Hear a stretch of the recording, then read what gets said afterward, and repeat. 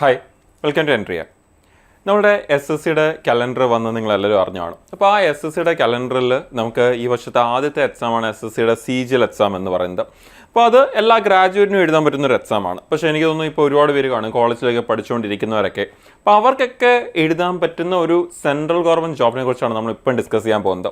S S സിയുടെ CHSL combined higher secondary level എന്ന് പറഞ്ഞാൽ ഹയർ സെക്കൻഡറി +2 ക്വാളിഫിക്കേഷനുള്ള ഏതൊരാൾക്കും 18 വയസ്സിന് മുകളിലോട്ടുള്ള ഏതൊരാൾക്കും എഴുതാൻ പറ്റുന്ന ഒരു എക്സാമാണ് എസ് എസ് സിയുടെ CHSL എക്സാം എന്ന് പറയുന്നത്.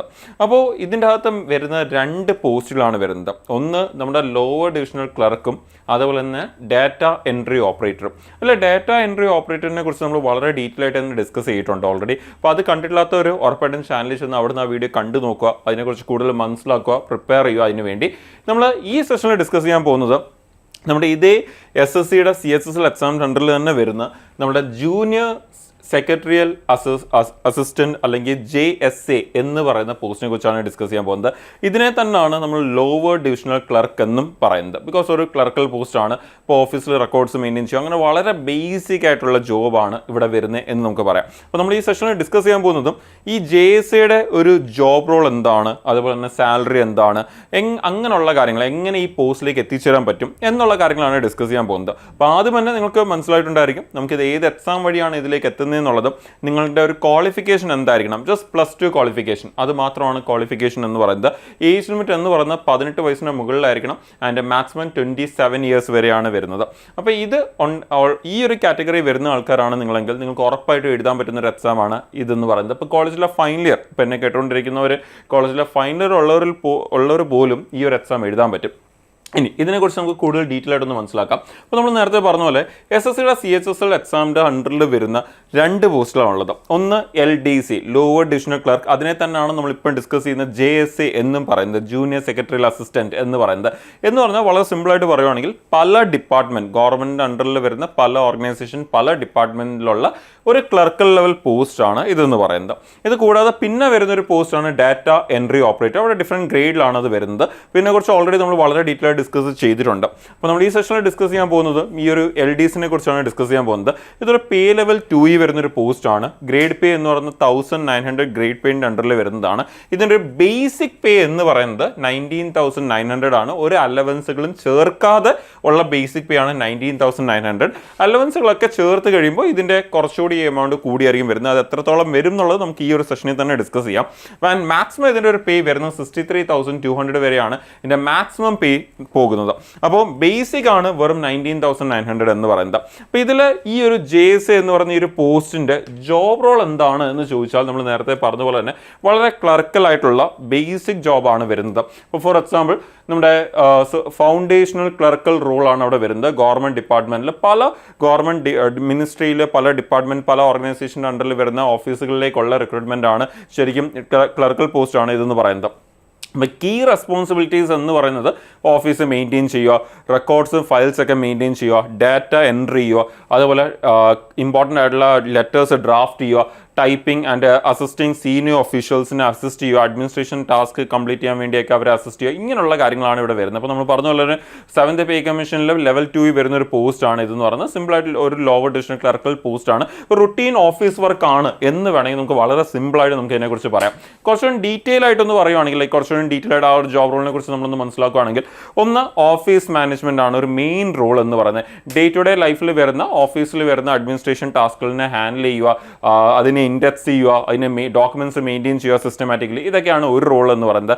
രണ്ടാമത്തെ ഇമ്പോർട്ടൻറ്റ് റോളാണ് data entry and computer work എന്ന് പറയുന്നത്. നിങ്ങൾക്കറിയാം ക്ലർക്കൽ പോസ്റ്റ് ആകുമ്പോൾ ഉറപ്പായിട്ടും വരുന്നൊരു കാര്യമാണ്. അപ്പം ഡാറ്റാസ് ഇൻപുട്ട് ചെയ്യുക, ഇമ്പോർട്ടൻ്റ് ആയിട്ടുള്ള ലെറ്റേഴ്സ് ഒക്കെ ടൈപ്പ് ചെയ്യുക, നോട്ടീസുകൾ റിപ്പോർട്ട്സ് ഒക്കെ ടൈപ്പ് ചെയ്യുക, അതുപോലെ ഇമ്പോർട്ടൻ്റ് ആയിട്ടുള്ള ഇമെയിൽസ് ഒക്കെ മാനേജ് ചെയ്യുക, അങ്ങനെയൊക്കെയുള്ള കാര്യങ്ങൾ. പിന്നെ കറസ്പോണ്ടൻസ്, അപ്പം എന്താ പറയുക, നമ്മുടെ വരുന്ന മെയിലിനൊക്കെ റെസ്പോണ്ട് ചെയ്യും, മെയിൽ അയക്കും, അങ്ങനെയുള്ള കാര്യങ്ങൾ. അതുപോലെ തന്നെ രജിസ്റ്റേഴ്സ് മെയിൻറ്റെയിൻ ചെയ്യുക, അങ്ങനെയുള്ള കാര്യങ്ങളൊക്കെ മെയിൻറ്റെയിൻ ചെയ്യുക. പിന്നെ ഏറ്റവും ഇമ്പോർട്ടൻ്റ് ഒരു ക്രൂഷ്യൽ റോളാണ് സീനിയർ ഒഫീഷ്യൽസിനെ അസിസ്റ്റ് ചെയ്യുക എന്നുള്ളത്. അപ്പോൾ നമുക്ക് ഈ പറഞ്ഞ പോലെ ഫയൽസിൻ്റെ കാര്യങ്ങളായാലും ശരി, മീറ്റിംഗ് അറേഞ്ച് ചെയ്യുന്ന കാര്യങ്ങളായാലും ശരി, ഓഫീസ് ആൻഡ് അഡ്മിനിസ്ട്രേഷൻ ഡ്യൂട്ടീസിനെ ഹെൽപ്പ് ചെയ്യുന്ന കാര്യങ്ങളായാലും ശരി, നമ്മുടെ ഈ ഒരു സീനിയേഴ്സിനെ അസിസ്റ്റ് ചെയ്യുക എന്നുള്ളത് വളരെ ഇമ്പോർട്ടൻ്റ് ആയിട്ടുള്ള റോളാണ്. ആൻഡ് ഫൈനലി റെക്കോർഡ് മെയിൻറ്റെയിൻ ചെയ്യുക എന്നുള്ളത്. നമ്മുടെ ഓഫീസിൽ മാനേജ് ചെയ്യേണ്ട രജിസ്റ്റേഴ്സും ബാക്കിയുള്ള അങ്ങനെയുള്ള റെക്കോർഡ്സ് എല്ലാം മെയിൻറ്റെയിൻ ചെയ്യുക എന്നുള്ളതാണ് റൂൾ എന്ന് പറയുന്നത്. അപ്പോൾ വളരെ സിമ്പിൾ ആയിട്ടുള്ളൊരു റൂളാണ് നമ്മുടെ ഈ LDC അല്ലെങ്കിൽ JSA എന്ന് പറയുന്ന ഇതിന് വരുന്നത്. അപ്പോൾ അത് ആക്ച്വലി വേറൊരു കാര്യം എന്ന് പറയുന്നത് ഇതിൻ്റെ ഒരു റോൾ ശരിക്കും ഡിപ്പെൻഡ് ചെയ്യുമ്പോൾ നമ്മൾ ഏത് ഡിപ്പാർട്ട്മെൻറ്റിൽ വർക്ക് ചെയ്യുന്നു എന്നുള്ള ഒരു കാര്യം കൂടി അവിടെ വരുന്നുണ്ട്. പക്ഷേ ബേസിക്കലി ജോബ് റോൾ എന്ന് പറയുന്നത് എന്തായിരിക്കും, ഈ ഒരു നമ്മൾ പറഞ്ഞ പോലത്തെ വർക്കുകളായിരിക്കും ഏതൊരു ഡിപ്പാർട്ട്മെൻറ്റിലാണെങ്കിലും വരാൻ പോകുന്നത്. ഇനി എങ്ങനെ ഈ പോസ്റ്റിലേക്ക് എത്താം എന്ന് ചോദിച്ചു കഴിഞ്ഞാൽ നമ്മുടെ SSCയുടെ CHS exam, combined higher secondary exam, അതിൻ്റെ നോട്ടിഫിക്കേഷൻ വരാൻ പോകുന്നത് ഈ വർഷം ഏപ്രിൽ 2026 നമുക്ക് അതിൻ്റെ നോട്ടിഫിക്കേഷൻ വരും. വന്നു കഴിഞ്ഞാൽ നമ്മുടെ ആ ഒരു SSCയുടെ കലണ്ടർ അനുസരിച്ച് ഇതിൻ്റെ ഒരു എക്സാം വരുന്നത് നമ്മുടെ ജൂലൈ ടു സെപ്റ്റംബർ 2026 ആണ് ടെൻറ്റേറ്റീവ് ഡേറ്റ് കൊടുത്തേക്കുന്നത്. എക്സാക്ട് ഡേറ്റ് നമുക്ക് കുറച്ചുകൂടി കഴിയുമ്പോഴേ അറിയാൻ പറ്റത്തുള്ളൂ. അതിനുശേഷം ഈ ഒരു എക്സാം ക്ലിയർ ചെയ്യുന്ന കാൻഡിഡേറ്റ്സ് ആയിരിക്കും ഇതിൻ്റെ second phase of exam, Tier 2 exam നമ്മൾ പറയുന്ന അതിലേക്ക് പോകുന്നത്. ആ ഒരു എക്സാമും കഴിഞ്ഞ് അത് ക്ലിയർ ചെയ്യുന്ന കാൻഡിഡേറ്റ്സിന് ഉറപ്പായിട്ടൊരു സ്കിൽ ടെസ്റ്റ് ആണ്. ബിക്കോസ് ടൈപ്പിംഗ് അങ്ങനെയുള്ള കാര്യങ്ങളൊക്കെ വരുന്നതുകൊണ്ട് തന്നെ അവർക്ക് ടൈപ്പിംഗ് ടെസ്റ്റോ അങ്ങനെയുള്ള കാര്യങ്ങളൊക്കെ അവിടെ കാണും. അപ്പോൾ ആ ഒരു സ്കിൽ ടെസ്റ്റ് നടത്തി ആ ഒരു പോസ്റ്റിലേക്ക് ഫിറ്റ് ആയിട്ടുള്ള കാൻഡിഡേറ്റ്സിനെ ആയിരിക്കും ഈ ഒരു റോളിലേക്ക് അവരുടെ ഫൈനൽ സെലക്ഷൻ ലിസ്റ്റ് വരുന്നത്. ഇനി നമ്മൾ നേരത്തെ പറഞ്ഞ പോലെ തന്നെ ഇതിൻ്റെ ഒരു ബേസിക് പേ നമ്മൾ കണ്ടായിരുന്നു 19,900. പക്ഷെ നമ്മൾ പറഞ്ഞു തന്നു അത് ബേസിക് ആണ്, അലവൻസുകളൊന്നും ചേർക്കാതെ. അപ്പോൾ ആക്ച്വൽ അലവൻസുകളും കാര്യങ്ങളെല്ലാം ചേർത്ത് കഴിയുമ്പോൾ ഇതിൻ്റെ ഒരു ബേസിക് പേ വരാൻ പോകുന്നത് അഗെയിൻ അറൗണ്ട് ഒരു 35,000 ആയിരിക്കും വരാൻ പോകുന്നത്. നമ്മൾ നേരത്തെ പറഞ്ഞ പോലെ നിങ്ങൾ ഏത് സിറ്റീസിൽ വർക്ക് ചെയ്യുന്നു, നിങ്ങൾ ഏത് ഡിപ്പാർട്ട്മെന്റിൽ വർക്ക് ചെയ്യുന്നു എന്നുള്ളതിൻ്റെ കാര്യങ്ങളൊക്കെ ഡിപ്പെൻഡ് ചെയ്യും. ഈ ഒരു സാലറിയിൽ ചെറിയ വ്യത്യാസങ്ങൾ ഉറപ്പായിട്ടും വരും. പക്ഷേ അറൗണ്ട് ഒരു ഇൻഹാൻസ് സാലറി എന്ന് പറയുന്നത് അറൗണ്ട് ഒരു 35,000 റേഞ്ചിലായിരിക്കും, 33 to 37 എന്ന് പറയാം. ആ ഒരു റേഞ്ചിലായിരിക്കും നിങ്ങളുടെ സാലറി വരാൻ പോകുന്നത് ഈ ഒരു എന്താ പറയുക ഈ ഒരു പോസ്റ്റിലേക്ക് എത്തിച്ചേർന്ന് കഴിഞ്ഞാൽ. അപ്പോൾ നിങ്ങൾക്ക് മനസ്സിലാക്കേണ്ട ഒരു കാര്യം എന്ന് പറഞ്ഞാൽ വെറും +2 ക്വാളിഫിക്കേഷൻ വെച്ചുള്ള ഒരു സെൻട്രൽ ഗവൺമെൻറ് ജോബാണ്.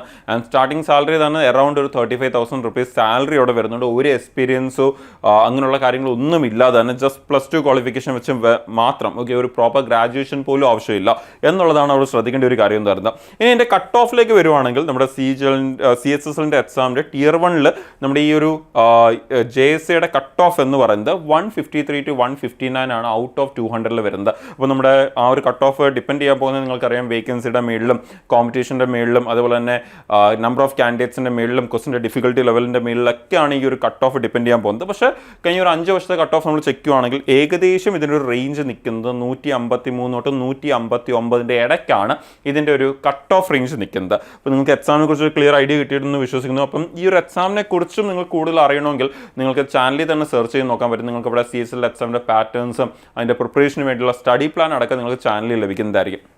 ഇനി ഏറ്റവും ഇമ്പോർട്ടൻ്റ് ആയിട്ടുള്ള ഒരു കാര്യമാണ് എത്ര കിട്ടും എന്നുള്ള പോലെ തന്നെ നമുക്ക് അടുത്തതാണ് ഫ്യൂച്ചർ എങ്ങനെയായിരിക്കും, എൻ്റെ ഒരു കരിയർ ഗ്രോത്ത് എങ്ങനെയാണ് എന്നുള്ളത്. അപ്പോൾ നമ്മുടെ ജൂനിയർ സെക്രട്ടേറിയറ്റ് അസിസ്റ്റൻറ്റ് എന്നുള്ള ഈ ഒരു പോസ്റ്റിലേക്ക് ജോയിൻ ചെയ്താൽ അല്ലെങ്കിൽ JSA LDC എന്ന ഈ ഒരു എൻട്രി ലെവൽ പോസ്റ്റിലേക്ക് നമ്മൾ ജോയിൻ ചെയ്താൽ പിന്നെ ഫ്യൂച്ചറിൽ നമുക്ക് 5 to 7 years ഒക്കെ കഴിയുമ്പോൾ നമ്മുടെ ആ ഒരു പ്രൊമോഷൻസ് വഴിയായിരിക്കും നമ്മൾ പിന്നെ മുമ്പിലോട്ട് പോകുന്നത്. പിന്നെ നിങ്ങൾക്കറിയാം ഡിപ്പാർട്ട്മെൻറ്റ് എക്സാംസ് ഒക്കെ എഴുതി നമുക്ക് ഹയർ പോസ്റ്റിലേക്ക് പോകാൻ പറ്റും. അപ്പോൾ ഇത് കഴിഞ്ഞാൽ പിന്നെ നമ്മൾ സീനിയർ സെക്രട്ടേറിയറ്റ് അസിസ്റ്റൻ്റ് ആയിട്ടായിരിക്കും പിന്നെ നമ്മുടെ പ്രൊമോഷൻസ് വരുന്ന UDC ക്ലർക്കായിട്ട്. പിന്നെ അതിനുശേഷം ഡിപ്പാർട്ട്മെൻറ്റ് എക്സാംസും ബാക്കിയുള്ള കാര്യങ്ങളൊക്കെ എഴുതി തന്നെ നിങ്ങൾക്ക് ഈവൻ നമ്മുടെ അസിസ്റ്റൻറ്റ് സെക്ഷൻ ഓഫീസർ ആ ഒരു റോളിലേക്ക് എത്താൻ പറ്റും. നിങ്ങൾക്ക് ഫ്യൂച്ചർ ഡിപ്പാർട്ട്മെൻറ്റ് എക്സാംസ് വഴി ലോങ് ടേം പ്രൊമോഷൻസ് വഴിയൊക്കെ തന്നെ നിങ്ങൾക്ക് അവിടേക്കും എത്താൻ പറ്റും. അപ്പോൾ ഒരു ഫ്യൂച്ചർ ഗ്രോത്ത് എന്ന് പറയുന്നത് ഈ ഒരു രീതിയിലാണ് ഇതിൻ്റെ ഒരു ഫ്യൂച്ചർ ഗ്രോത്ത് പോകുന്നത്. അപ്പോൾ നിങ്ങൾക്ക് ആ ഒരു പോസ്റ്റിനെ കുറിച്ച് ഒരു ഐഡിയ കിട്ടിയെന്ന് വിശ്വസിക്കുന്നു. സോ വൺസ് അഗെയിൻ നമ്മുടെ ഈ ഒരു SSCയുടെ ഈ വർഷത്തെ എക്സാംസിൻ്റെ ടെൻറ്റേറ്റീവ് കലണ്ടറാണ് നിങ്ങൾ ഈ കാണുന്നത്.